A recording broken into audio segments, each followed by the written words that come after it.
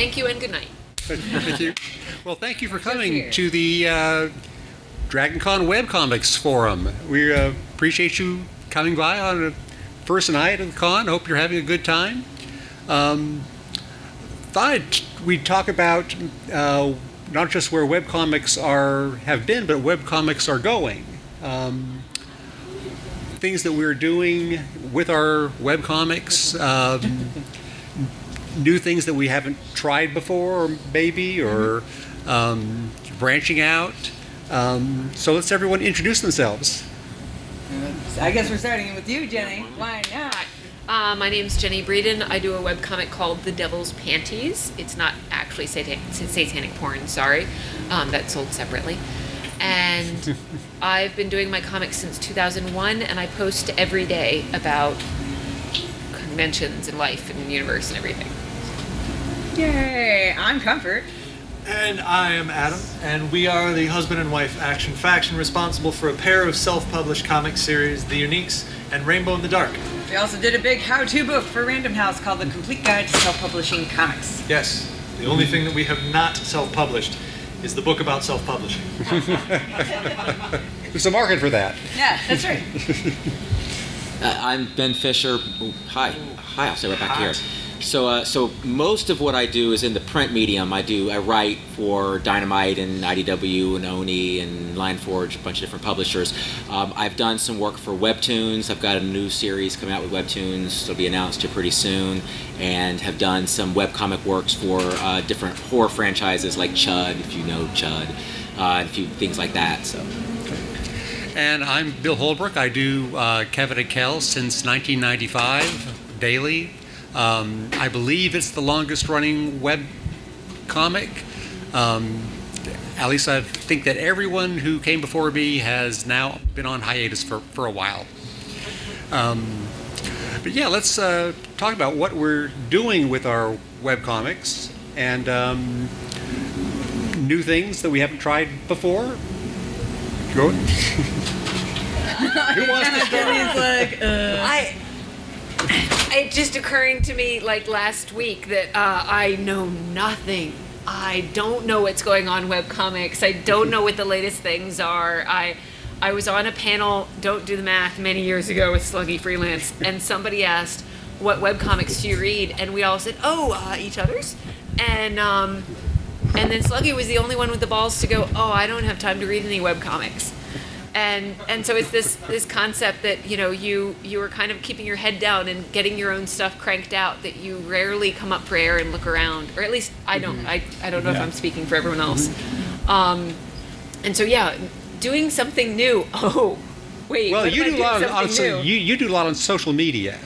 Yeah, I actually realized every month for my patrons, I post I send them high resolutions of the 5 best comics, and to figure out what the 5 best comics are, I go to all of my social media that I post on and get all of that information. And I found that if I post my comic on my Facebook personal page, the likes on my comic book page, instead of getting like 10 likes, I'll get 190 likes. And so it's this very bizarre, I'm preaching to the choir. These are my same fans that are following me on Facebook and reading the website, but somehow that's a very different, they're interacting with it differently. And so I'm posting every morning, I grab my phone and I copy the link from my website and I post it on my Facebook page. And then I'll copy the comic from the website and I'll post it on Instagram. And I've started taking hashtags and collecting them in Notebook and then copy and pasting all of the webcomics, comic strip, comic strips, comics. So that's the new thing that I've been doing with webcomics is trying to just spam social media. Well, that's synergy. Yeah. Yep.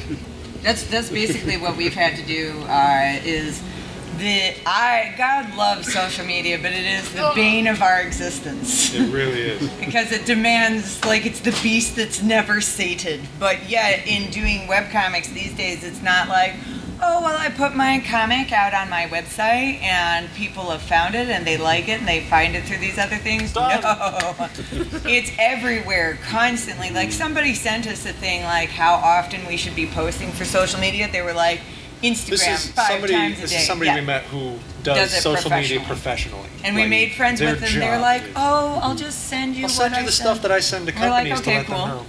And so Instagram 5 times a day. You need to do Facebook this many times. You need to do all this other kind of stuff. 7 or 8 Whoa. tweets a day. Like This is a full-time job unto itself. So the thing I think we've realized is you almost have to be like a studio almost to become like to start breaking from the crowd. Now that's not how you start, obviously. But that's the kind of thing that you eventually work towards. So what we've been doing this year is we've been messing around with the joys of webtoons, and that's fascinating. And then the other thing we're doing is we're literally creating a studio right now where we, do our own comics, but then we're also doing work for other people as well. So we have 35 people that work under us. Yeah, I avoid Facebook because it terrifies me, but Twitter and Instagram, the same. I spam it even when I don't want to spam it. I just hashtag the heck out of it. As far as the new, as I sort of mentioned before, Webtoon is a platform that I've been writing for a lot recently, and I think it sounds like you guys are. But from a writing perspective, it's a very different. At least for me, it's a very different process. You all familiar with Webtoon? So the format being so different than you would typically, at least I would typically expect to see a webcomic. The expectations too of the audience are yes, it is, and it's fun though, right? Because every panel is a reveal. You get this kind of fun where I can just have as many literal page reveals as I want. But it's a learning curve. It definitely is. And yet there's no hierarchy. Right. Every panel's a reveal, but you can't make any panel special. Right. Yeah. You can't build up to anything because they're all the same. Yeah. It's 2 steps forward, 1 step back. Yeah. Well, I've tried something in the past year. It's monthly animations. I found out when I upgraded my Adobe suite that I got this new thing called Character Animator. And I found out that you can actually make an animation single-handedly on your own. So every month I have my character, the corporate goth Bethany Dendrobia. She has a 2-minute animation where she's giving advice on the corporate world. And I have a voice actress named Amy Sweeney who works at the Center for Puppetry Arts. She reads the script that I send and she knocks it out of the park every month. She's a brilliant voice actress. And then I set up a puppet of my character that responds to movements and does the automatic mouth movements, and it's literally a animation that looks professional, and it's just me with her voice, and it's amazing. You can see them on YouTube at the Bill Holbrook channel. It's just amazing what they can do with computers these days. By gum. Yeah. Well, and YouTube again, whole nother platform. It's a whole other thing. All of it is. It is seriously, guys. It's comics. I wanted to draw comics and have somebody send me a paycheck. That's what I wanted. But we came in like the thing is we all started in this a while ago. And we came in all being like, oh my gosh, you can make comics and get them out to the world, which was really cool. Like Adam and I, our thing was not so much webtoons to start with. What it was is that you could do print-on-demand comics. And so we started selling... And digital release. And we started, selling digital comics to people online and things to comic shops and, local libraries and conventions and things like that were never possible because you'd have to print out thousands upon thousands of copies. And we got into this when you could make 10 copies and make it affordable. And it was amazing. But what happened was, as life has changed, there's been all these other demands and all these other monetizing things by giant companies on social media that does make social media a lot more troublesome than it used to be, because you could usually like put your stuff on like Instagram and all your followers used to see it. But now Instagram's like, maybe 5% of your followers can see this, but if you pay this money, a lot more of your followers can see this. So even the things that you've earned, you haven't quite earned unless you've got the money to make sure that people actually are enjoying the thing. I had somebody today who asked me if my books were on digital, available digitally, and so there are people who they want the printed copy. So Yes. there is print-on-demand places. I use Amazon now has a printing company called, it used to be Create Space, and now it's Kindle Direct. And you put a book together, upload the PDF, and they, for $2, they send you the book. And then it's on Amazon. And then people all over the world can order it, and Amazon will print it and ship it to them. You don't have to do storage, you don't have to do. And so when the lady was like, hey, is your stuff also digital? That's also something that some people would rather have digital. So it's a way that you can upload it onto. I use Drive-Thru and one other, and I don't remember what the other one is. What do you guys Lulu? use? Lulu? Lulu's one of them. Like, so for digital publishing, is there anybody you guys use? Drive-through and Comixology. Comixology, thank you. That's the other one I use. So yeah, I'm just saying that Yeah. that's another venue for publication. But isn't your website already digital? So, it's this very bizarre. It is like once- how people want to read. You almost have to appease every person in every niche. Like Well, this it- is They this wanna is put it in something. a separate app, basically. Yeah. Well, Yeah. and Right. the bonus, well, and all in one page. And I had some way back in the before time when before webcomics, and when you had to explain, you go to an anime convention, the anime kids knew what webcomics were, but I went to a comic convention and they didn't know what a webcomic was. This one guy said, well, how much is the subscription? And I said, no, it's free. And he was like, if it's free, it must not be good. If you didn't get a publisher. And so it's this whole, like, there's people who only do this one thing or that one, so you have to produce it theoretically for everybody. Yeah. Because there's some people who only check on Instagram, and there's some people who only check on And Facebook. that's the hard. This is something that the smartphone taught us, and the reason that the sharper image no longer exists is because people don't want a bunch of gadgets that do a couple things really well. They want one gadget that does everything. I don't want to have to go to a million sites to read a bunch of comics. I want to go to my one site and get all of them. That's the Go Comics philosophy. Yeah. So if I'm reading stuff on Webtoon, I don't want to have to check this other site too. Why aren't you just on Webtoon? Or if I'm reading stuff on Comixology, well, I've got my Comixology library and it's all nicely curated and it looks really pretty. And if your stuff isn't on there, it's it's the So- dominance of Steam and video games. Like, yeah, I could get it on the Origin store, but everything else I have is on Steam. It's how people are. I don't want to have to do the extra work to go to multiple places. Which is fine, because I think another thing that is happening is entertainment can feel like a job Yes. sometimes. And so you as a creator are trying to make it easy enough for people to read your work and love your work in as many venues as possible. Yes. So we're up on Webtoon and we're learning things from Webtoons, and we're like, well, maybe we'll also just take that and put it up on top of.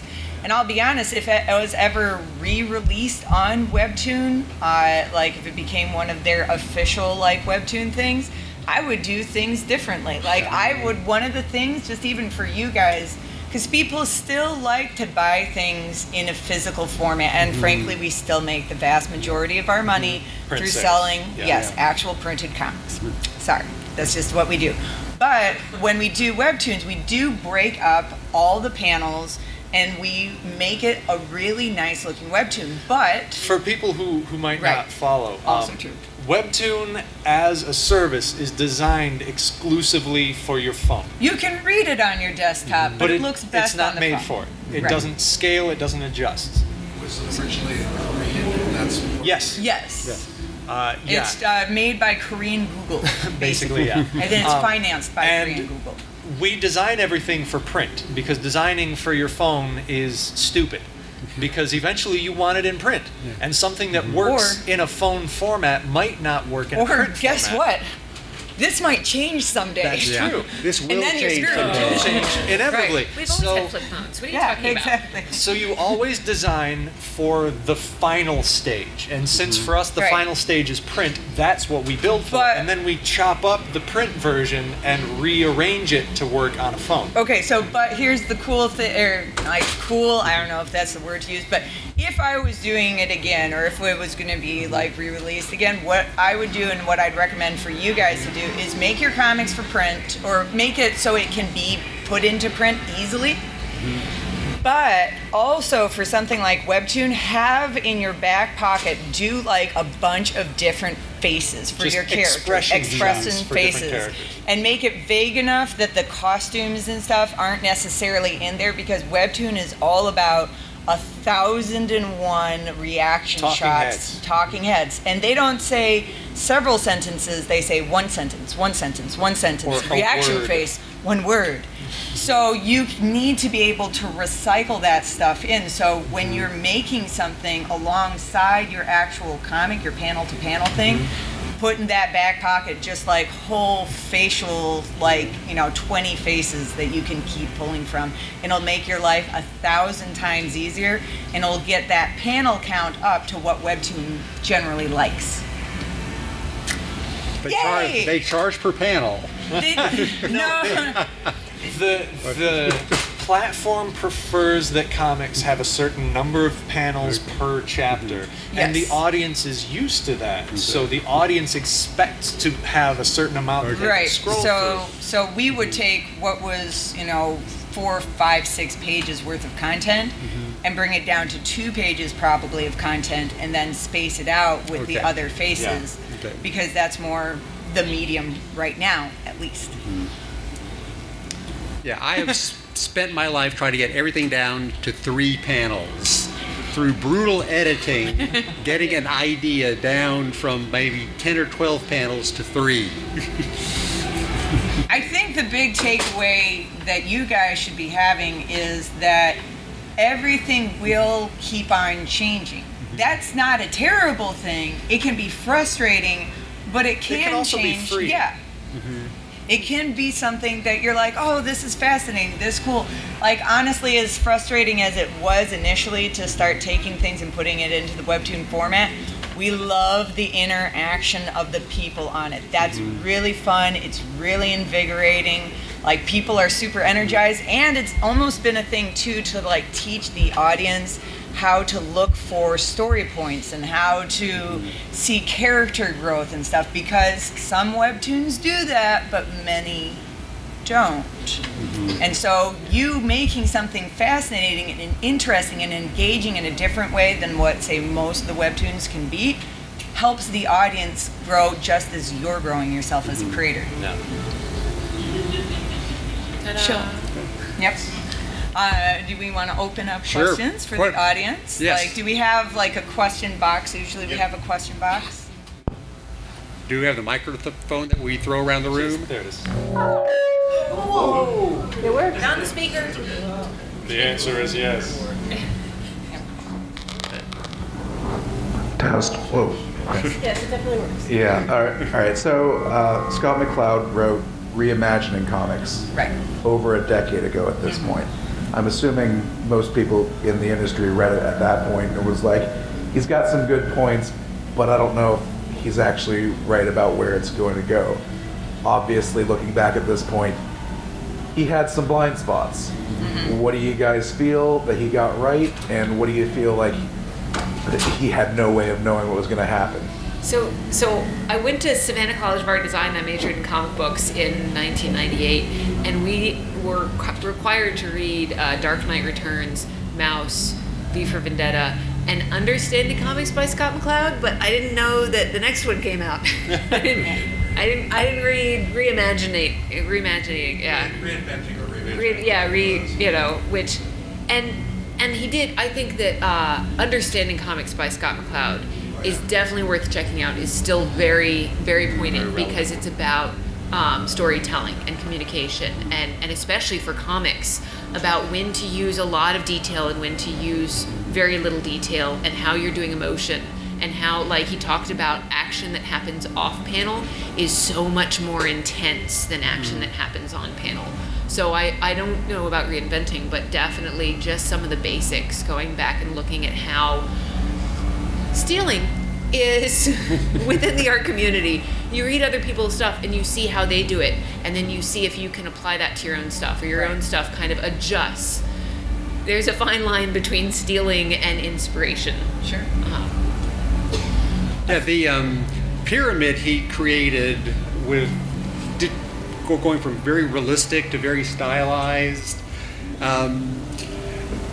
That could be overthinking it, but everything that you just said about his theories being applicable even 20 years later is dead on, because he really did break down comics into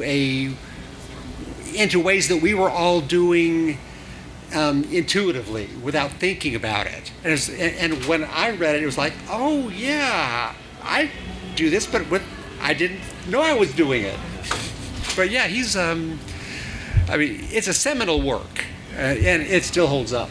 I can speak more directly to your question. I think the two biggest things that he didn't account for were laziness and corporatism. Scott McCloud looked to the future and he saw a lot more experimentation with the medium than what we actually got. Because at the end of the day, the audience is lazy and they want comics to look like comics. They don't necessarily want to go to every creator's page and find a totally different kind of reading experience. They want it to feel the same all the time. So there's not a new learning curve. Yes, they want the comfort of always understanding what I'm looking at. So the experimentation never really took off the way he wanted it to. The example he had was that one huge... The infinite scroll. Yeah. The infinite scroll. He also liked the infinite inward. I know he did a whole strip where every panel was within the next panel, so you're always zooming into something new. So the best example that was successful towards that would probably have been Homestuck, because of every page with text and then the video game section. Homestuck is probably the most successful comic experiment ever made. But there is only one Homestuck. Yeah, no one followed it. The other thing, so first off, we as a culture, both the creators and the audience, never really got into experimentation with the medium the way he had hoped. The other thing is how much corporatization controls the medium. Even if we wanted to be very experimental, at the end of the day, people read comics on platforms, and we don't control the platforms. The platforms are controlled by whoever's got the money. Webtoon looks like how Webtoon's going to look. Tapas looks like how Tapas is going to look. Comixology looks how we don't get to say. We don't get to tell Comixology how to slice up our panels for presentation to the audience. They choose how it's done. So we don't have the freedom as creators to just make these things into any... We can't experiment, even if we wanted to, because we need an audience for the book, and the audience goes to the platform. They don't come to us. He foresaw like micropayments, but he didn't foresee Patreon. No.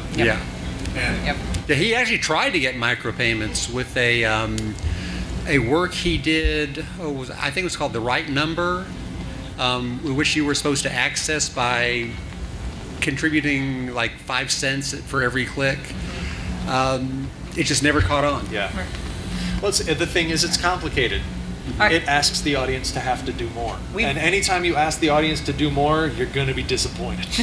All right, other question. Does this work? Okay. Yeah. Okay. So regarding like advertising when it comes to updates, if you're doing like weekly updates or something with a webcomic, normally just like what I do is a lot of what everyone at default is like you do like a snippet and kind of take it and throw it on Twitter or throw it elsewhere and stuff. But it's like some people also just post the whole thing, and you kind of feel like if I already have it, why don't I? Do you guys find better interaction just if you have the ability and energy to be posting it on all of your platforms, that better, or do you find it better to have like preview, and does that draw more people? I post the whole thing. I post the whole thing on Twitter and Instagram, and then when I do the link, I just copy the link into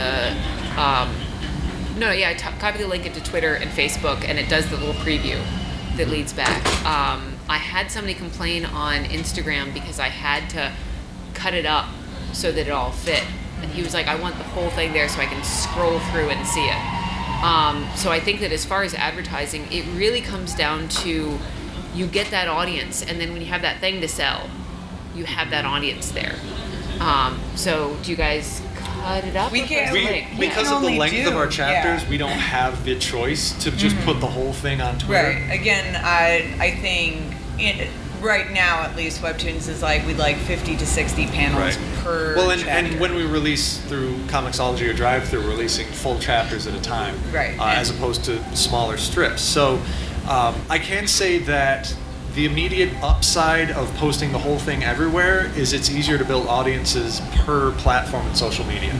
It's easier to get people on Twitter to follow you, like you, retweet you if it's a full thing, because they're sharing the full thing. And anytime you ask somebody to click away in order to engage, you're going to lose at a minimum 25% of your people. The best you can usually hope for realistically is like 10% of the people that see a button will click the button. So posting the whole thing is immediate and it's easier to build on those platforms. However, if you're trying to drive traffic somewhere, if being big on Instagram does nothing for you, you need them to be somewhere else, you have to find ways to get the snippets to work. The question is, what do you want? Yeah, what and works then based for you? on what you want, and that's going to require you to do a lot of research. And what do you do? What are others doing? What's working for other people? What's your book? Because your comic is going to determine a lot, like length, size, how big are the chapters, how many panels on average. That's going to change a lot about how you're trying to engage with your audience and how you want them to engage with you. Frankly, in a lot of ways too, you kind of just want people to, if you're trying to make money, you need to get people onto your Patreon. You need to have stuff to sell at conventions. You need to have stuff where you can either sell to libraries or you can, sell to people directly through Amazon or whatever, because there does need to be an avenue for you to eventually monetize this, because the idea is that we're not just making fun stories that we put out into the ether, but that we're making a living on this, and we can keep on doing it because this is where our income comes from. And I'll say to sort of underscore that point too, I think snippets relative. If we're talking about a 3-panel sort of traditional quote-unquote webcomic, snippet's just the one panel. I tend to do the longer form as well. Snippet for me is a full chapter.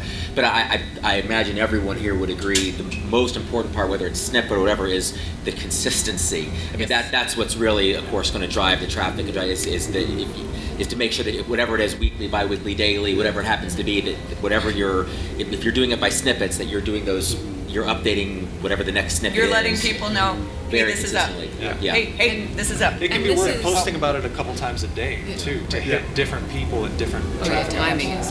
You prioritize it. Because for Facebook, I have a Devil's Pennies Facebook page that posts the comic there every day. And then for my personal Facebook page, I will post a link. I'll go to the Facebook Devil's Pennies page and to the Devil's Pennies page, and I'll look at the numbers. And I'll see which ones were good, which ones are popular, and then I'll take that comic and I'll post it on Instagram maybe every other day or something. Instagram, I don't take the time to go and take the comic and post it there every day. But I will look at the other platforms and see what's popular. It's a vital tool to see. I mean, I don't know. In the movie Basquiat, there's a scene where David Bowie is playing Andy Warhol. Thank you. And there's a scene where he goes, I like This Is the Hair. He goes, I don't even know it's good anymore. I have no idea what's good. My own stuff. I have no idea what's funny and what's not. I'll post something that I think is brilliant and it will bomb like a lead balloon. And I'll do something that is a throwaway. It's 3:00 in the morning. I just have something up. This is cringeworthy and whatever. And I'll post it and it'll go nuts. It'll have, people will love it. And I'm like, I have no idea. And so I'll use social media to see what was good, what ones worked, what ones didn't. And I'll compile those and use those for, I'll be like, oh, I need a big push and remind everybody I'm here. I'm gonna post that one comic that I did that everybody loved 3 months ago, and I'll just post that everywhere, and that gets a bigger reaction and a share based on what time you post. That's a whole nother science. Yeah. I also do what you do, is take my individual strips, post them on Facebook and Twitter with a link.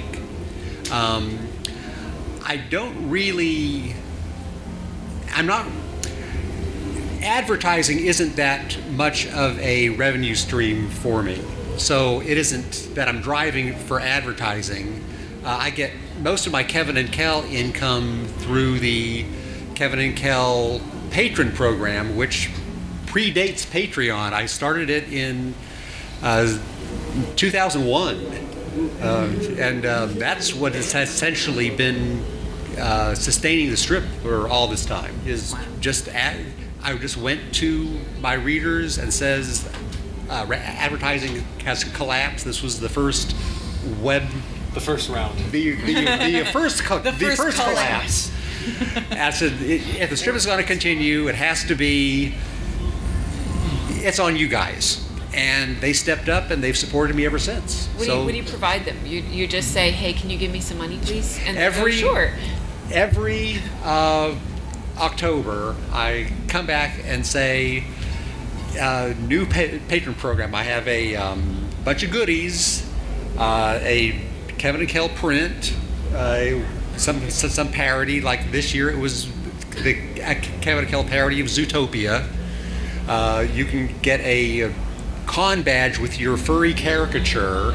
People send me a picture of themselves, and I draw them of the species of their choice. And the goodies go all the way up to actually appearing in the strip and interacting with the characters. And I have about 12 of them who do that. And it's what you're willing to do. All right. Another question. Hello. Hey. I hear one of the best things for people who want to get their art out in social media is to interact with the community. But despite putting your work out there consistently and trying to talk or comment on their art, if you don't really receive recognition for your art, what do you think is the best way to move on from that? I would say be careful, and this is for everybody.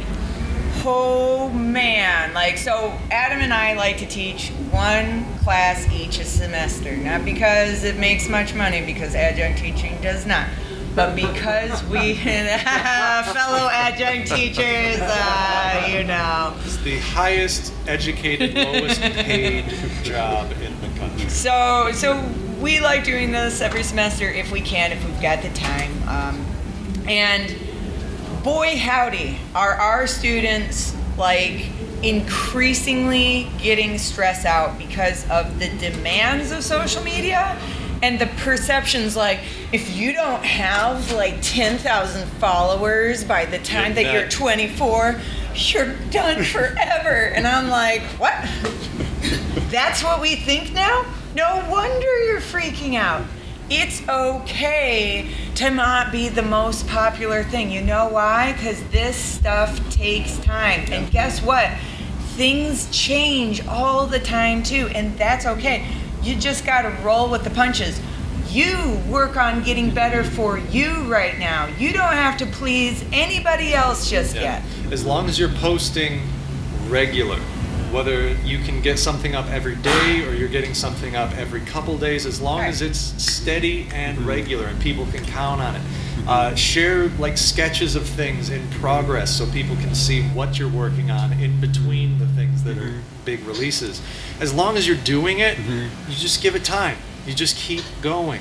And it's going to be all right. And when Instagram inevitably crashes under the weight of Facebook's nonsense, something else is going to come along, and everybody's going to be over there. We're all frogs, and the lily pads keep sinking. You've got to find a new one to jump to. We're just going to bring it back. Someday we're just going right back to MySpace. Live journal, come back. But that's the thing is, all of our accounts still active. You keep practicing and you keep looking for who your audience might be. So you're always researching, you're always adding to that giant pool of knowledge. And maybe the audience for the work you're producing isn't on Instagram, and you need to go somewhere else. I had somebody at a convention don't do the math, how many years ago it was, who Okay. said, who's your audience? Who's your target audience? And I was like, and that day at Baltimore Comic Con, I had a woman with a child come up and say, this comic reminds me of me and my friends. I had a motorcycle biker guy with a beard come up and go, man, I love this thing. It reminds me of my niece and just all my friends. And I had a football player looking dude, just blonde baseball cap, come up and he goes, I really like your comic. Me and everybody in my dance troupe thinks it's really nice.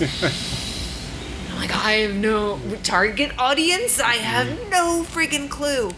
And so what the how do you get people to read your stuff and how do you get that social media presence? I used to tell people the first year you do a webcomic, you realize this is hard. I'm drawing something on a regular basis, be it once a week or once a month or once a day. This is hard keeping that up. And then they come back to me 2 years later and they go, this is hard and I'm not getting paid. and yeah, that's 2 years. So how long has Instagram been around? Longer than it should. Yeah. It takes you longer than Instagram has existed to really build up followings. That it really takes perseverance. And do not listen. Do not listen. There's going to be trolls. Yes, the people who shoot to the top really fast and get super successful overnight are like firecrackers.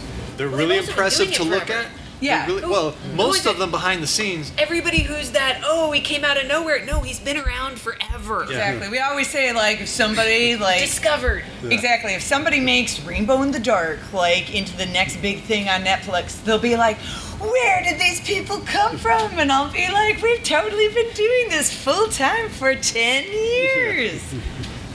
That's what it takes. That instant gratification, the things that people talk about, I'm going to swear now, it's usually bullshit.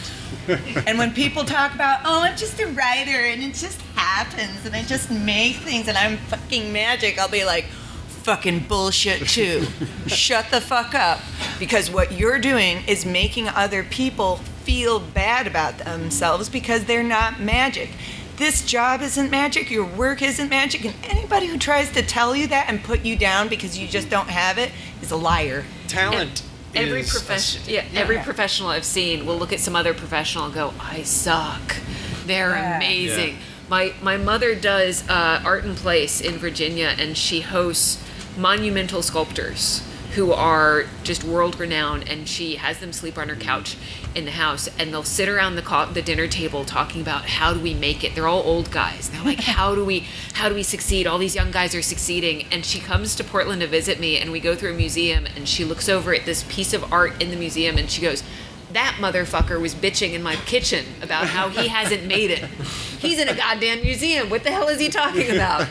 So even the people that you're idolizing at the top are still going, how do I get famous? How do I do it? Yes, I actually have a question. I do a different kind of comics. I actually work with 3D art. And I asked a question is, how do you get your storyboard? Do you do a storyboard before you do all your stuff, or do you do it piecemeal? I do writing, and when I write my stuff up, I always find, well, how am I going to put all of this into a comic format? And it's really frustrating at that point. So how do you guys handle that? First of all, it depends on how long your comic is and stuff. Like for the writing process, it's really important to not just write something and be like, now I'm going to figure out how to draw this. Like when we write things, we're always thinking of the layout and the page count and all of that stuff in mind.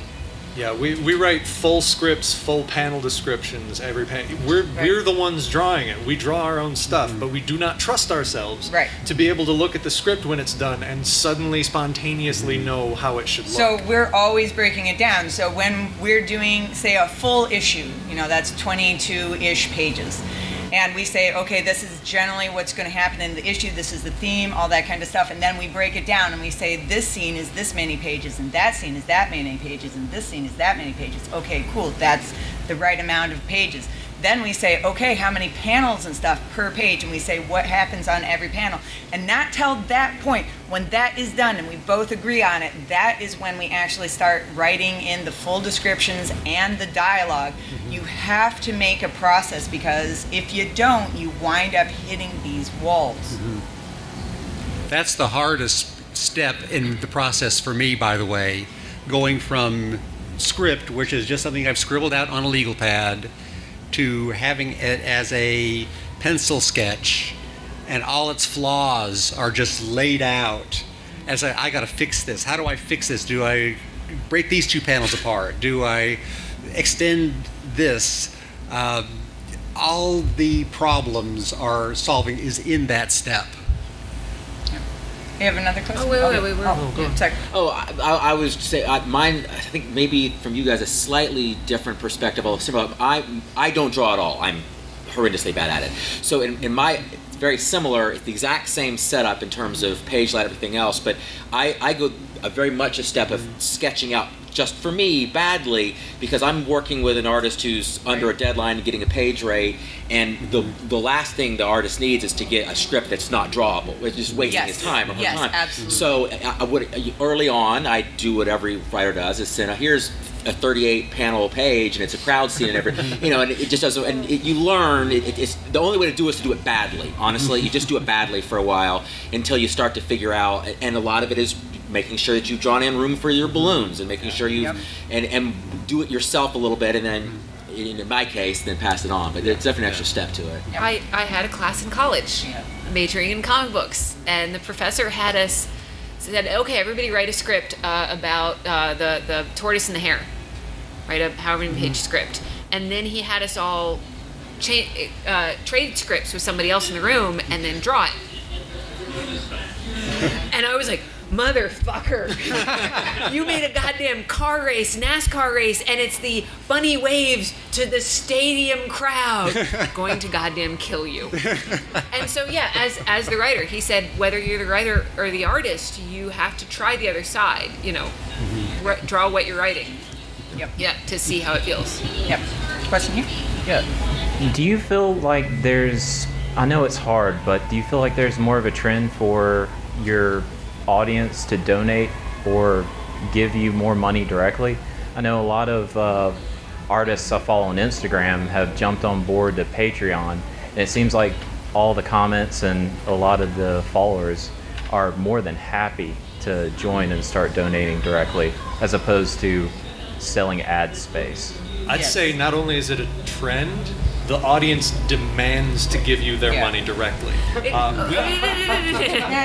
percentage. Okay, let's talk about the percentage. Let's talk about the I hate this term, true fan.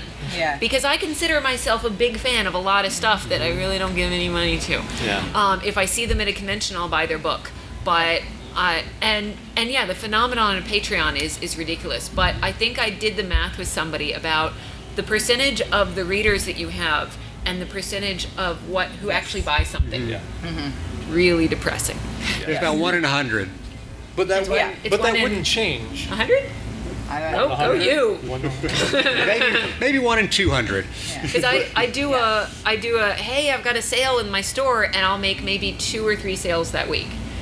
And I have a daily comic. I don't even know how many. I get maybe more than 50,000 people a day. Sure. But those numbers wouldn't necessarily change if it was a book in a store or a web strip online or whatever. Like the drop off between people who will casually check something out and people who will put money down for it hasn't really changed in all of the eras of comics that have been produced. But what has changed is that there is more of a perception amongst the audience now that if I buy from Amazon, if I buy from my local comic shop, if I pre-order through Diamond or something, I'm cutting the creator out and they're not getting their full share. So I'm not going to do those things. We hear all the time when we tried to solicit the 3rd volume of our book through Diamond, the print copy, people would always say, oh, pre-orders are out, that's great. When can I get it right from you? Because I want to make sure you get all the money. And on the one hand, we really appreciate that. It's great that they want to support us so much. On the other hand, they're so interested in making sure we get the money that they won't do the things that make sure we get the money. Right. So we've stopped doing Diamond because nobody will pre-order anymore. They want to go directly through us. Like we were like, pre-order's up, and they're like, great, when's the Kickstarter? What? Yeah, the audience demands it. They want to go right to you. The people who are willing to spend money are the ones they want to have a more direct But how many connection. readers do you have to get before you get a patron? I think you have to have probably at least like 1,000 people who are definitely like always reading all the time. And you know, sometimes so 1,000 baseline. I would say if you're regularly, it's late on Friday. If you're regularly getting like 1,000 readers on any given chapter, if you're regularly making 500 to 800 impressions, so 500 to 800 likes on any given thing that you post, then you're definitely ready for Patreon. But you can start it at any time, and that's fine. Sure. I mean, there's nothing wrong with a Patreon that only has like 10 people supporting it. There's Hey, room money to grow. is money, man. Hey, it's fine. Yeah. You've got Exactly. 4. You know what? Most people got nothing. So you're 400% over. Like, Yeah. So like your Patreon too, like, you know, you don't just do it online. You can also go to conventions like this weekend where like if you sign up for our Patreon, you're gonna get this and this We'll and give this you and this this stuff at the right show. at the show Yeah. to get more people onto that Patreon. Like that's the thing that we're having to push just because that's where the market is now. Where we'll be in 5 years, I But don't the know. majority of the patrons I'm finding just want to support you. Yeah. I'm like, Yeah. hey, what do you want? Yeah. Crickets. Yeah. Like, hey, do you want this? Do you want this? I'm putting all this work into all of this Yeah. stuff, and they don't care. Yeah. Yeah. They just, I mean, it's nice, but it's a little, Yeah. I'm like, this is weird. Sorry, there's a question in the back.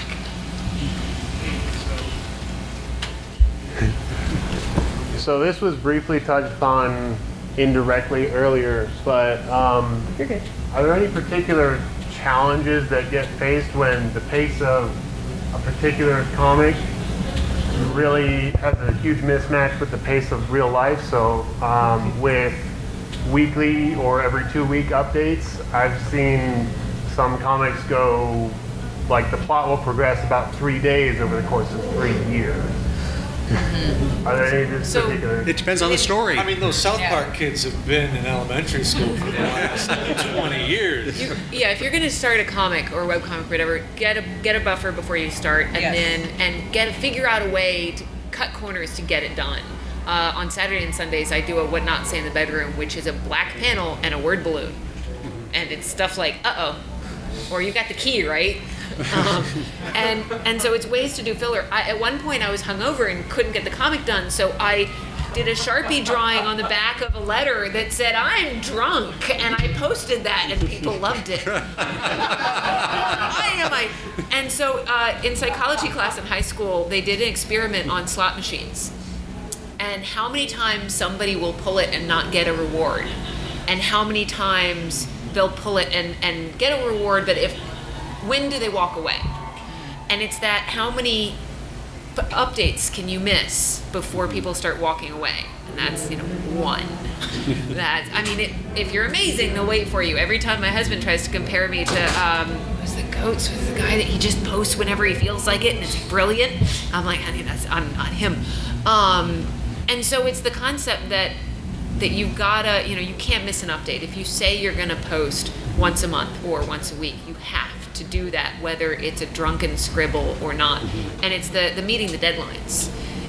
I had the realization that school doesn't teach you shit except meeting the deadlines. And in real life, if you miss those deadlines, your electricity gets cut off. So the repercussions are a little bit bigger. So in comics, even though you're not getting paid early on, if you're doing a webcomic, you're not getting paid at all, but it's teaching you to get those deadlines. It's teaching you that you're meeting those deadlines. And from that, you could go and say, hey, I want to draw your book.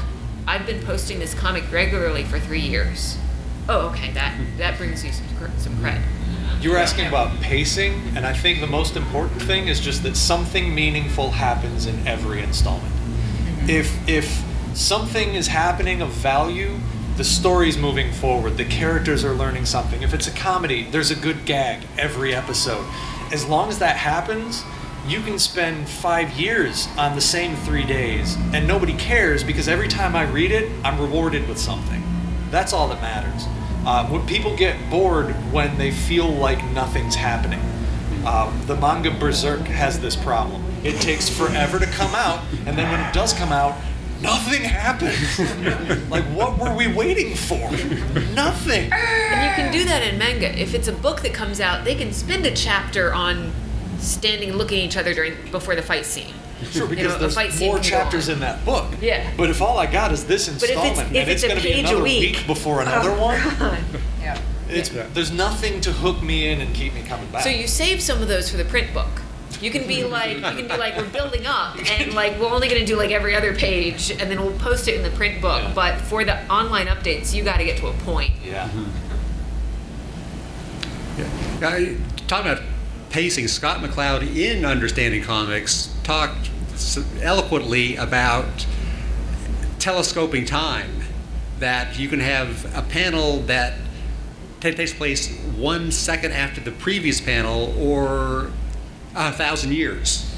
It all depends on what the story demands. My husband's making me watch Battlestar Galactica for the first time. It's great. I know. And they have this one where they zoom in on the president when his head's on the table. They zoom in on his head and then they zoom out. And it's a year later, and I'm like, this is a dream sequence, right? And so it's this beautiful, just like illustration of change of time. Yeah. And just It's about to get so hard. No, I for did. you. No, I did. Oh, We you did did? right before we Okay. showed up. And I'm just like, could we watch like Shazam or something? Because they're gonna be sad for the next ever. If you take nothing else away from this panel, watch Battlestar Galactica. It's so God. Sarah Scribbles did a comic about finding a fan thing for the first time that's years old, and she runs into the room that's the fan room with the party, and she's like, "Let's party!" Oh, nobody's here. Yeah. So Big empty room. I'm now like, oh yeah, so say we all. I get that now. All right, now. Playing off the last question, how much buffer do you individually have? I heard a rumor that some crazy people have like a year worth of buffer saved up. 2 months. 2 months? We will try to have everybody to get you. Yeah, I think so. It depends on what I know is going to happen in life. If I know I'm going to be gone for 2 weeks, it takes me 2 months to get ready for Dragon Con, the buffer. That every day, because I have to write a usable comic, 2 usable comics a day. That's not going to happen. I have to write 6 comics to get a usable one. So it takes me 2 months of getting the Dragon Con buffer ready. And then that's also getting 2 days after the con ready because I'm going to need to sleep. But yeah. We honestly putting our stuff onto Webtoon, like we had all of season 1 for Uniques done and then started putting it on Webtoon. And again, like I said earlier, I would, if we ever start releasing it again, I would have reformatted, I would have added in all those like single face shots and stuff like that to space it out. So when we get to season 2, luckily we have Unique's Tales to buffer in between season 1 and 2, but you need to put out less content but make it feel less like content more often. Yeah. Ways to cut corners. Yeah. Because the answer is you want as big a buffer as you can get. Because life will drop stuff on you. You'll run into problems. Even if everything is working perfectly and you've got all the time in the world to get your comic made, you hit that one script that is just a son of a gun and you cannot break the story. And it just takes longer than it should. It's going to happen. So the bigger a buffer you can get yourself, the better off and happier you're going to be. Yep. Yeah, and that holds, I think, equally true for both webcomics and for physical comics. The buffer has to be huge. You can be, there's certain A-listers where you can miss a couple months on a physical book and it's fine. For a normal book, you get to issue 3, you miss issue 4 for a month, you're done. You're done. And that's, good fast. Or or a nice person. Right. You can be an asshole and fast and good, but if you're an asshole and bad and so it's this concept that yeah, they're going to keep reading it if it's good. You can miss buffers, you can delay as long as the comic is great. That's few. But it has to be pretty good.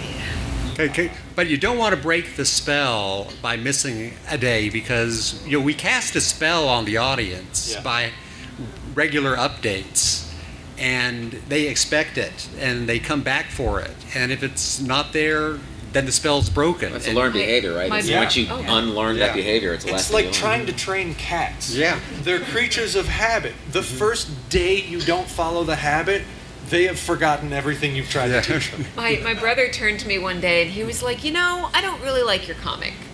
I don't identify with it. It doesn't. I was like, no, it doesn't. It's it's a very niche. He's like, I don't really understand it. I don't think it's funny. I don't follow. I don't identify with it. A year later, he comes back and he goes, I still read your comic every day, even though I don't like it, because it posts there's something different every day. So I gotta check it out. And so I just go and check it anyway, even though I don't like it. It's just it's something that. Yeah, no, he's the other one is at Burning Man with fire-breathing dragons, and I'm the boring one of the family. Anyway. Well, and that's where the I'm drunk note comes back, because if you've got nothing from the comic to post something else. Yeah. There's always something there. I was really sick one day when we were putting Rainbow in the Dark up on Webtoon, and we're like, I know we said we do this big Q&A thing, but it ain't happening. We just did we sick. We did a quick, cute little chibi drawing of me taking care of a terribly sick little comfy. I had the swirly eyes and everything. It got tons of likes and people went nuts for it. Goddamn, I hate it. No, the little doodle thing that you do as filler just takes off. They love it. The filler of the Saturday comics of What Not Say in the Bedroom, which is a blank panel with a word balloon on it. I have a template for the goddamn thing, and people were like, "Those are my favorite. You should do a book of those." It's so much better when you don't draw. So I was just turn the lights off. You're so much more attractive. You're funnier in the dark. Yeah, right. And so I was like, fine. Amazon has this print-on-demand thing.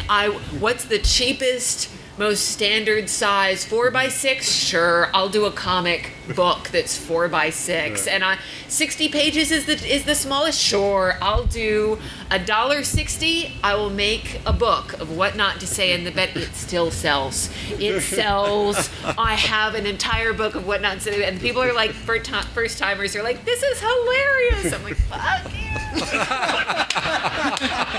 Yeah, that filler. Sometimes that filler takes off. Yeah. Here's another thing. Bathroom books. You can But isn't anytime. that just creators for you? Right. Like the easiest money you've ever made is the most frustrating sale you ever make. Right. Now, here's another thing just to keep in mind too that's like galling on social media is that sometimes like the more you're posting and stuff like that, and the longer people have been reading a series, the less likes they'll give because they just forget. You will see it. Like you keep getting more people, but they're doing less likes. Yeah. And you're like, everything's based on likes, so you have to start reminding, like, we have more people reading uniques than ever. Push that subscribe button. Yeah. Yep. It's annoying, but then fewer people liking stuff because people just forget and they have to be reminded, like, right, I have to do the thing, I have to click the button because everything is based off of these silly little things that you just don't think about. It should go off right. on red pages. It doesn't, though.